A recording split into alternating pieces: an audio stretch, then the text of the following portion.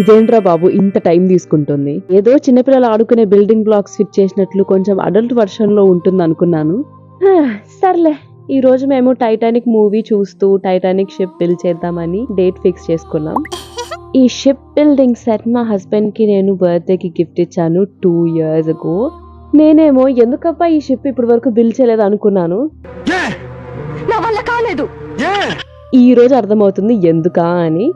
ఈ సెట్ లో చాలా మైన్యూట్ డీటెయిల్స్ కూడా ఉన్నాయన్నమాట. లైక్ యాంకర్ ఒకటి, లేకపోతే విండోస్ కానీ, ప్రతి డీటెయిల్ థ్రెడ్స్ తో సహా చిన్ని చిన్ని వాటిని కట్ చేసి it's so interesting to do. కానీ it's taking so much time.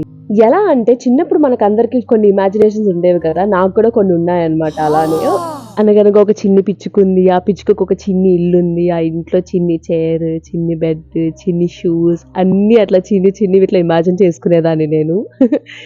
Anyways, ఈ రోజుకైతే మేము 2 pages ఆఫ్ ఇన్స్ట్రక్షన్స్ కంప్లీట్ చేసాము. నాకైతే సగం కాన్సన్ట్రేషన్ మొత్తం సినిమా పైనే ఉంది. టీవీ సీరియల్ చూసినట్లు రన్నింగ్ కమెంటరీ ఇచ్చాను. ఆ సినిమాని ఎన్నిసార్లు చూసినా అది మాత్రం పోదు నాకు.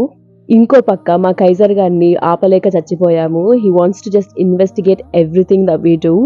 ఈ పిక్చర్ చూస్తున్నారు కదా, దీనంత వెళ్ళాలి అంటే I think it's gonna take 1 2 3 4 5 6 7 8 9 parts గా డివైడ్ చేసి పోస్ట్ చేయాలనుకుంటా. ఇంకా నేను స్టార్టింగ్ లో ఉన్నంత ఎనర్జీ అంతా తుస్సుమని వెళ్ళిపోయింది. స్టార్టింగ్ అయితే నేను మొత్తం ఫినిష్ చేస్తాను ఈ రోజే అనుకున్నా.